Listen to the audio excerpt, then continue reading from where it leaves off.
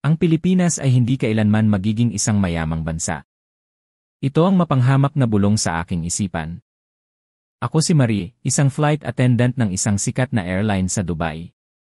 Sa gitna ng matinding takot habang ang aming eroplano ay nagsasagawa ng emergency landing, ang lupang aking tinapakan ay ang Ninoy Aquino International Airport, LA, sa Maynila. Sa aking isipan, puno lang ito ng masasamang alaala mula sa aking karanasan sa ibang bansa sa Asya, ang dumi, ang kawalan ng modo, at ang magulong serbisyo. Kumbinsido ako na ang Pilipinas ay ganoon din, marumi, magulo, walang puso, at nakaka-stress. Ngunit, nagkamali ako. Ang hindi kapani-paniwalang bilis ng responde ng airport staff. Ang isang tasa ng mainit na salabat sa lobby ng hotel. Ang disiplina ng mga tao sa pila ng airway at bus carousel. Ang batang namulot ng pitaka at nagsauli nito ng walang kulang. Ang mga babaeng naglalakad ng mag-isa sa gabi ng panatag at ligtas. At sa huli, ang malinis at mabangong banyo sa isang pampublikong istasyon. Isa-isang winasak ng mga pangyayaring ito ang pader ng aking prehuwisyo hanggang sa mapalitan ito ng luha. Ano nga ba ang tunay na kayamanan? Ito ang sagot na natutunan ko, isang babaeng lumaki sa yaman ng Dubai, sa gitna ng simpleng buhay sa Pilipinas. Ang kwentong ito ay maaring tahimik, ngunit sigurado akong yayanigin nito ang inyong pananaw. Panoorin niyo hanggang huli. Kabanata 1, ang prehuwisyo. Ang katagang ang Pilipinas ay hindi unlad ay matagal nang nakatatak sa isip ko bago pa man lumapag ang gulong ng eroplano sa LA. Nang marinig ko ang announcement ng emergency landing, ang pangalan ko ay Marie. Isa akong international flight attendant na nakabase sa Dubai. Mahal ko ang kalangitan. Higit sa lahat, gusto kong alagaan ang mga pasahero. Pero sa totoo lang, wala akong anumang expectation sa Pilipinas. Para sa akin, ang mga bansa sa Asya ay pare-pareho lang. May dahilan kung bakit ganito ako kapait. Ilang taon na ang nakararaan, nagkaroon ako ng layover sa isang malaking airport sa China. Ang unang bumungad sa akin ay ang nagkalat na basura sa sahig. Ang banyo ay basa, mapanghi at walang tissue. Ang mga pasahero at staff ay parehong nakasimangot at nagsisigawan. Nang maligaw ako at magtanong, ang sagot sa akin ay irap at masungit na senyas. Ang karanasang iyon ay tumatak sa akin. Kahit naging flight attendant na ako, dala-dala ko ang takot na iyon. Hindi lang iyon. Sa araw-araw na biyahe, sakit ng ulo ko ang mga pasaherong mula sa ilang bansa sa Asya. Upo sa hindi nila upuan, haharang sa aisle, mag-iingay. Kapag sinaway mo, babalik din sa dati pagkalipas ng ilang minuto. Kaming mga crew, kailangang manatiling nakangiti, pero sa loob-loob namin, napapabuntong hininga na lang kami. Dahil dito, hinusgahan ko na agad ang Pilipinas. Pareho lang yan, sabi ko sa sarili. Gayunpaman, proud ako sa trabaho ko. Tandang-tanda ko pa noong 10 taong gulang ako, sumakay kami ng pamilya ko papuntang Europa. Isang flight attendant ang lumapit sa akin noong hindi ko makita ang upuan ko galing sa banyo. Hinawakan niya ang kamay ko, umiti at inihatid ako. Para siyang Diyosa. Doon nabuo ang pangarap ko. Kaya naman, sa halip na magliwaliw noong kolehiyo, nag-aral ako ng mabuti. Languages, Tourism, International Affairs. At heto na ako ngayon, lumilipad papuntang Hawaii. Dapat sana ay isang normal na araw ito na magtatapos sa "Thank you for flying with us." Pero sino ang mag-aakala na ang flight na ito ang magbabago ng buong buhay ko? Kabanata 2, ang krisis sa himpapawid. Lumipad kami mula Dubai, tinatahak ang asul na langit. Katatapos lang ng beverage service. Napabuntong hininga ako ng maluwag. Tinignan ko ang cabin, mga pamilyang excited magbakasyon, mga magkasintahang nagbubulungan, mga negosyanteng nagbabasa. Akala ko ay payapa ang lahat. Ngunit biglang bumukas ang pinto ng tadhana. This is the captain speaking. We are approaching Asian airspace. Hindi pa tapos ang paungusap ng kapitan nang biglang may iren. Isang malakas na pagsabog sa kanang bahagi ng eroplano. Yumanig ang buong kabin. Nagtilian ang mga pasahero. Bumilis ang tibok ng puso ko. Alam naming lahat, kasama ako, na may masamang nangyari. Ilang segundo lang, narinig namin ang boses ng kapitan, mabilis at tensyonado. May fire warning sa kanang makina. Inactivate na namin ang fire suppression system at pinatay ang engine number 2. Lumilipad tayo gamit ang kaliwang makina lamang. Please remain calm. Magdi-divert tayo sa pinakamalapit na paliparan, ang Ninoy Aquino International Airport sa Maynila, Pilipinas. Pagkatapos ng anunsyo, nagkagulo ang isip ng lahat. Umiiyak ang mga bata. Namumutla ang mga matatanda. Kahit ako, nanginginig ang tuhod ko. Ito ang worst nightmare ng bawat flight attendant. Pero may tungkulin ako. Kailangan kong maging matatag para sa kanila. Everything will be okay. We are trained for this. Please trust us, sabi ko habang naglalakad sa aisle, pilit ng umingiti. Pero sa loob ko, Diyos ko, makakaligtas ba kami? Wala akong kamalay-malay na sa susunod na mga oras, ang lugar na kinatatakutan ko, ang Pilipinas, ang wawasak sa lahat ng maling akala ko tungkol sa yaman at katao. Habang pababa kami, ramdam namin ang drag. Nagsagawa kami ng brace position. Brace! Brace! Heads down.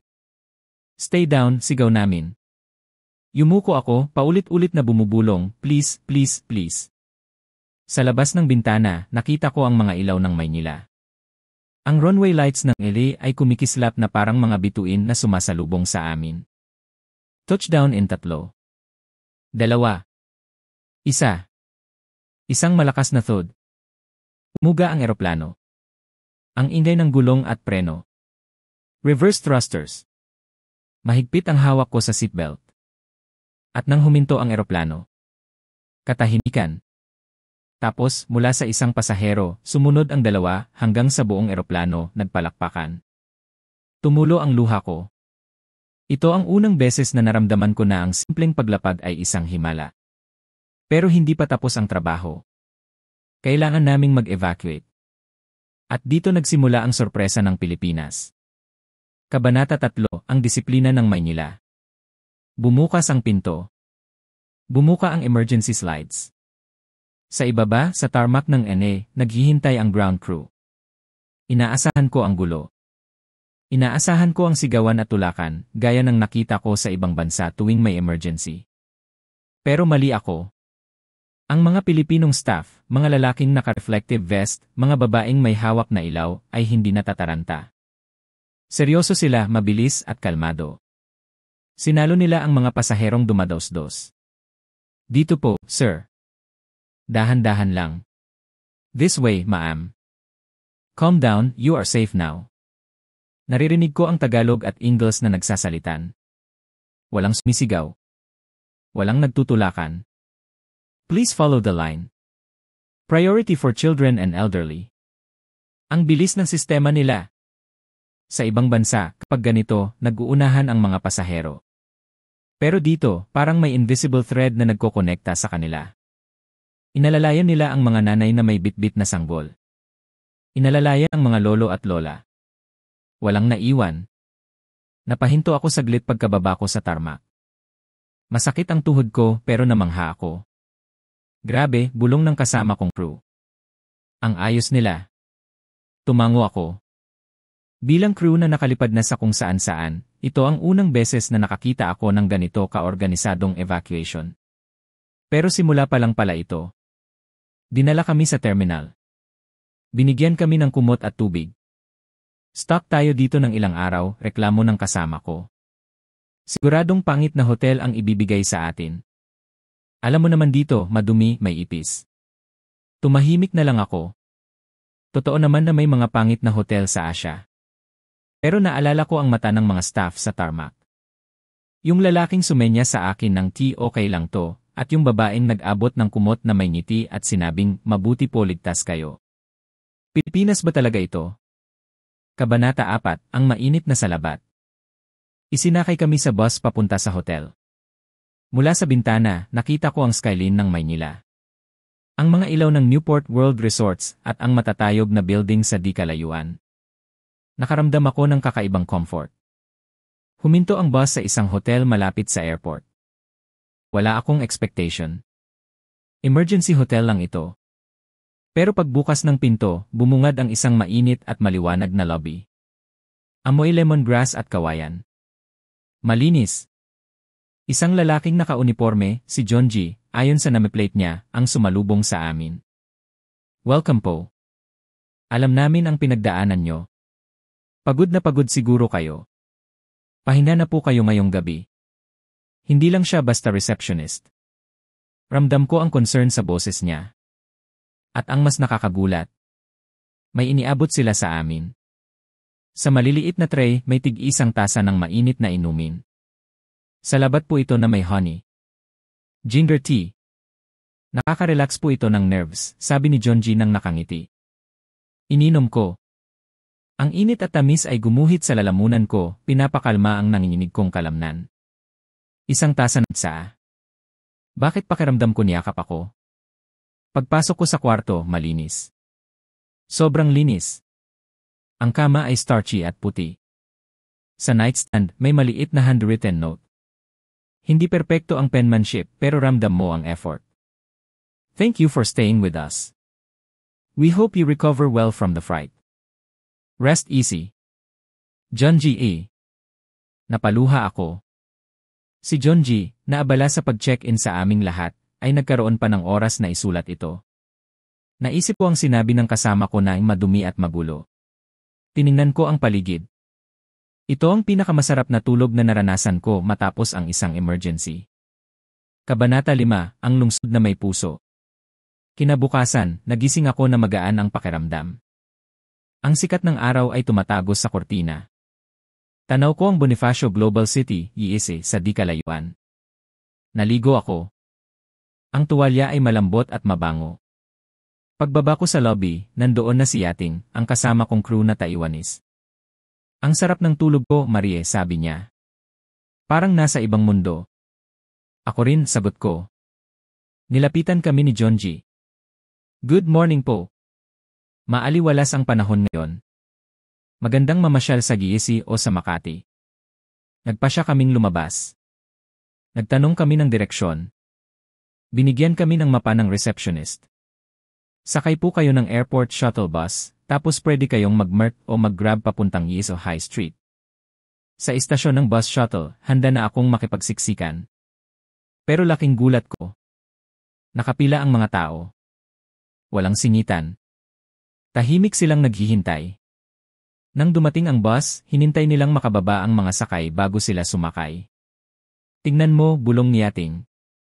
Parang may invisible conductor. Natulala ako. Sanay ako na nagtutulakan ang mga tao para lang makasakay. Pero dito, may kusa. May respeto. Culture shock ito, sabi ko. Akala ko magulo sa Pilipinas. Narealize ko, hindi ito dahil sa takot sa batas. Ito ay dahil sa konsiderasyon. Iniisip nila ang kapwa nila pasahero. Ito ang tinatawag nilang disiplina. Pagdating namin sa Giyaw High Street, halos hindi ako makahinga sa ganda. Ang mga skyscraper, ang malalawak na park, ang mga art installation. Ang mga pamilyang naglalakad kasama ang kanilang mga aso. Umakyat kami sa isang rooftop bar para makita ang view. Ang Manila skyline mula Makati hanggang Ortigas ay kumikinang. Ang ganda, bulong ko. Hindi ko inakala na ganito kaganda ang Maynila. Akala ko, yaman lang ng Dubai ang magpapahanga sa akin. Pero ang yaman ng Maynila ay may halong buhay. Ang harmonya ng kalikasan at progreso. Kabanata 6, ang nawawalang pitaka. Sa gitna ng aming pagkamangha, biglang namutla si Yating. Kinapa niya ang bag niya. Marie. Ang wallet ko. Wala ang wallet ko. Nanigas ako. Baka nahulog noong bumibili kami ng milk tea kanina. Alam namin ang reputasyon ng mawalan ng gamit sa ibang bansa. Kapag nawala, goodbye na. Hiyang-hiya at naiiyak na si Yating. Bumalik kami sa may bench kung saan kami nakaupo kanina. Wala doon. Papunta na sana kami sa police station nang may narinig kaming tumatawag. Excuse me. Ma'am. Miss. Lumingon kami. Dalawang babaeng Pilipina, mukhang mag-ina. Simple lang ang suot nila. Lumalapit sila, hinihingal. Inabot ng nanay ang isang bagay. Is this yours? Naiwan niyo po sa bench, sabi ng nanay sa medyo barok na English pero puno ng sinseridad. Hawak niya ang wallet ni Yating. Binuksan Yating ang wallet. Nandoon ang credit cards. Nandoon ang cash. Walang kulang kahit 5 duling. Napahagulgol si Yating. Thank you. Thank you so much. Naku, maliit na bagay lang po, sabi ng nanay. Nakita ng anak ko, sabi niya habulin daw namin kayo. Mahirap mawalan ng pera sa ibang bansa. Yayakapin sana namin sila at aabutan ng pera bilang pabuya, pero tumanggi sila. Okay lang po. Welcome to the Philippines. Ingat kayo palagi. Kumaway sila at umalis na parang wala lang nangyari. Natulala ako habang pinapanood silang maglakad palayo. Sa ibang bansa, swerte mo na kung mabalik ang imo. Pero dito, kahit bata, alam ang tama. Hindi nila kinuha ang hindi sa kanila, kahit na siguro ay kailangan din nila ng pera. Ito ang honesty na hindi nabibili ng salapi. Kabanata 7, ligtas na gabi at malinis na banyo. Kinagabihan, naglakad-lakad kami sa Bonifacio High Street. Maliwanag ang paligid. Buhay na buhay. Nagulat ako. Maraming babae ang naglalakad ng mag-isa. May mga estudyante, may mga office workers na pauwi. Lahat sila kampante. Walang takot sa mata. Marie, tingnan mo, sabi ni Yating. Safe maglakad dito. Nilapitan ko ang isang lady guard sa isang tindahan. Excuse me, hindi ba delikado maglakad mag-isa dito ng gabi? Ngumiti ang lady guard. Naku ma'am, sanay na po kami. May mga pulis po na nagpapatrolya at saka. Nagtutulungan po ang mga tao dito. We look out for each other. Itinuro niya ang mga tourist police sa kanto. Ang safety na ito. Hindi ko ito naramdaman kahit sa ibang mayayamang bansa sa Europa. At ang huling shock. Bago kami bumalik sa hotel, dumaan kami sa Sear ng isang upscale mall doon. Inaasahan ko na madumi na ito dahil gabi na. Pagbukas ko ng pinto. Wow! Mabango. Walang tulo sa sahig. May tissue. May automated bidet. May powder area pa. Humarap si Yating sa salamin, kailan ba matatapos ang surprises ng Pilipinas? Natawa ako. Nga. Winasak ng Pilipinas ang lahat ng stereotype ko. Naghugas ako ng kamay. Ang tubig ay mainit. Tiningnan ko ang sarili ko sa salamin. Ano ba ang tunay na yaman, tanong ko. Dati, akala ko, ito ay ang ginto ng Dubai o ang technology ng Japan. Pero dito, sa loob ng malinis na banyo sa Maynila, na-realize ko ang sagot. Ang tunay na yaman ay nasa malasakit. Ang yaman ay nasa cleanliness na tanda ng respeto sa gagamit. Ang yaman ay nasa order sa pila. Ang yaman ay nasa honesty ng isang bata. Ang maliliit na bagay na ito, kapag pinagsama-sama, ay bumubuo ng isang lipunang mayaman sa dignidad at pagkatao. Epilogo.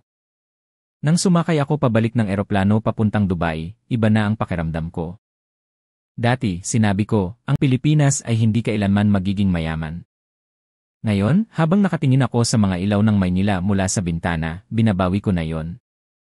Ang Pilipinas ay mayaman. Hindi lang sa pera, kundi sa bagay na hindi kayang bilhin ng langis o ginto, ang puso. Ang karangalan. Ang kapwa-tao. Ito ang aral na dadalhin ko habang buhay. Kayo, ano ba para sa inyo ang tunay na kayamanan? Sa maikling pagbisita ko sa Pilipinas, isa lang ang sagot ko, ang tunay na yaman ay nasa puso ng mga taong marunong magmalasakit, rumespeto, at tumulong nang walang hinihintay.